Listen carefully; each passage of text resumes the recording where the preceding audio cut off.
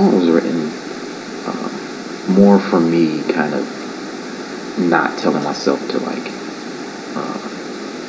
I don't know, kind of decide a song before you even write a song. Sometimes you do a beat and you kind of have an agenda. I realized as a musician I had an agenda that was kind of like a super hip-hop purist agenda, you know, where it was like, oh, you have to be, you know, sampling these records, or you have to use these breaks, or you have to hook it up like this. If you do the beat and it sounds like this, then don't use it, you know, or we don't sample these things, we don't sample this. But what I learned is that when I got rid of the agenda, I could just make whatever the best song was to make that day. And so Alive was one of those things where I wasn't necessarily thinking about making the best rap song. I was thinking about making the best song, period, and just following where the music led me.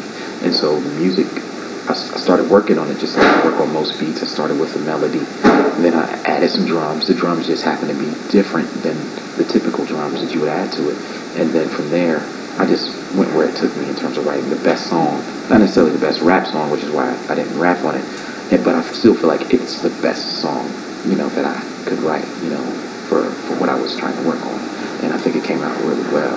I think the remixes are great. I think Budo, you know, super talented producer, and I love his instrumentation and how he adds depth to a lot of things. Like, my take on So Alive was there's only really two real instruments outside of the drums on my version, and it works. But it's amazing to hear him add so many layers to it, and it works, but in an opposite kind of way.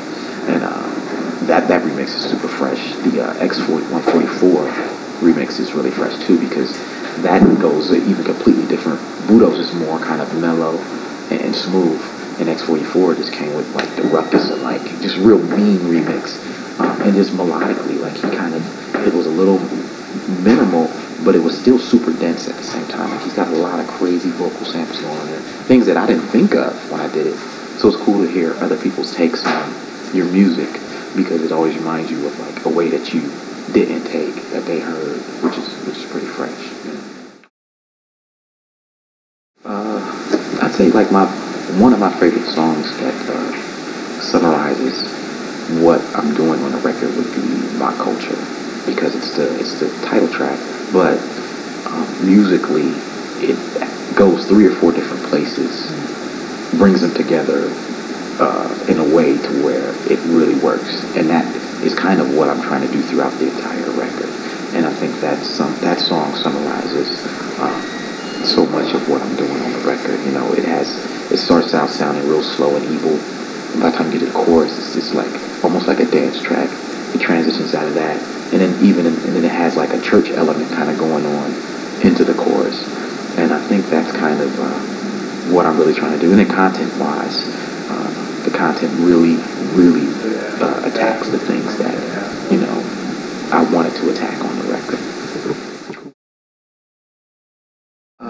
There was a book I read 5-6 years ago. It was called Adventures in the Counterculture. It was like a summary of essays by, I think it was Stephen Hagar or something like that. And none of the stories were similar, but they were all first-person accounts of things he had seen in counterculture in America, movements that came up, resistance to certain things, whether it be civil rights, you know, pro-weed legislation, whatever he felt like covering, he would write about it. And it was like 20 or 30 essays, some taken from his job as editor of High Times magazine, some taken from, you know, just his personal writing.